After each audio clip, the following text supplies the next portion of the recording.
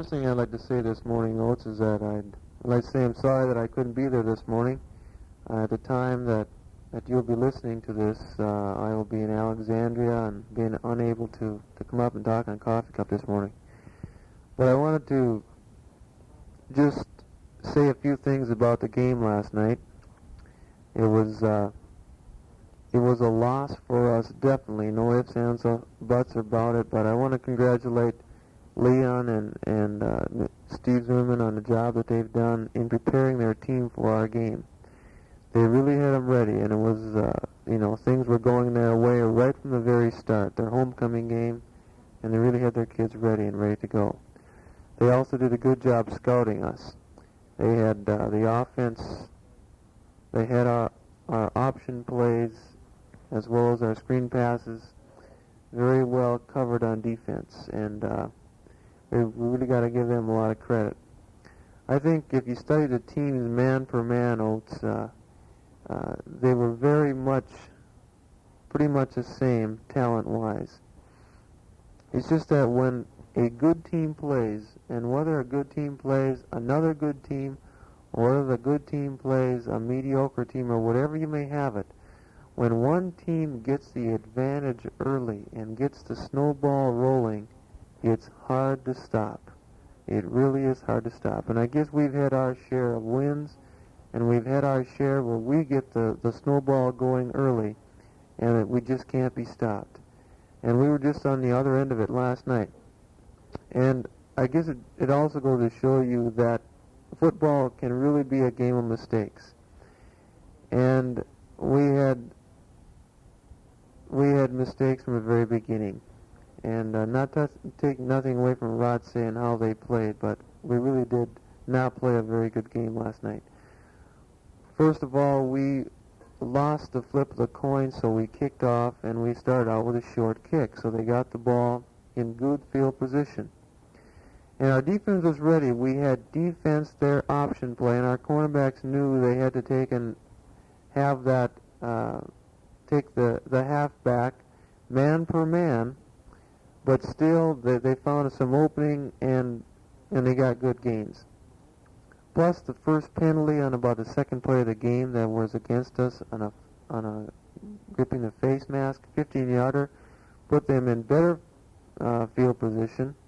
And then they had that big offensive play that put them on the scoreboard right away, and 6-0. And we came back and stopped their extra point, as well as we came back and stopped their second extra point. But they got ahead of us right away, Oats, and we have not been behind very, very much in any of our games. And even though I told the kids that we could get behind in this game right away, not to panic, I don't think they panicked. But still, it's such a different feeling for even a young ball club that's had such a winning tradition as ours to get behind 18-0, 12-0, and it's just a different feeling. And it really took the momentum out of our sails. And I was really happy the way our offense was able to move the ball down the field on our first possession, and moved it 3-4 yards of the crack, and was very patient in letting our team, go towards the goal line. But then, again, mistakes killed us, and we fumbled and gave up the football. Plus, they came back on a couple plays later, and we'd stopped them cold on our option, and then just pitched out and caught our cornerback behind the scene and ran away for a long touchdown. And when that happens, it's just hard to get back in it. I don't care who you are.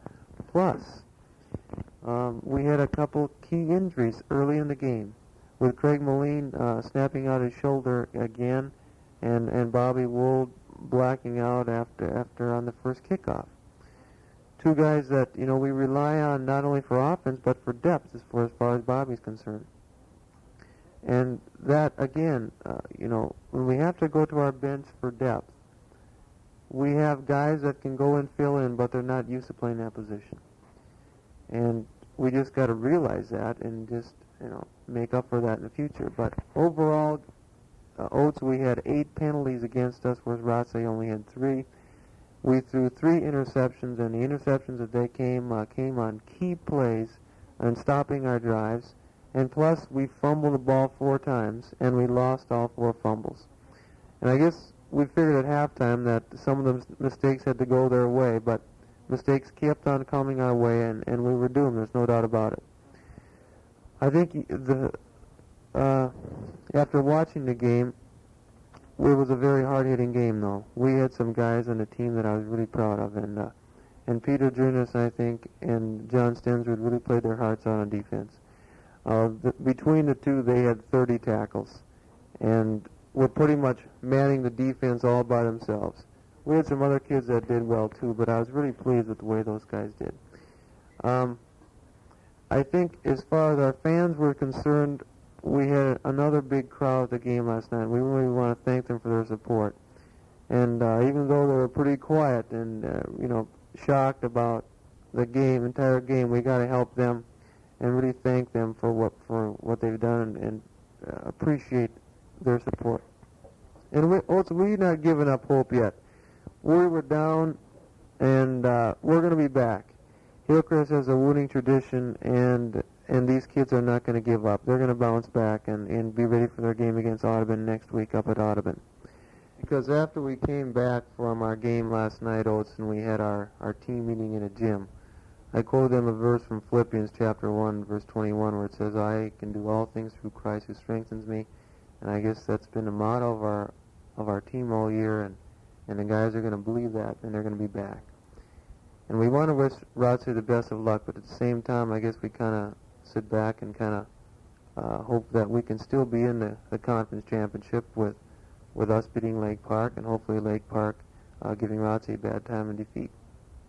But we're not losing it all completely, and we still have our hopes, and we're going to be back, and we're going to be ready for that game against Audubon next week, Oats, and I'll be looking forward to talking to you next week.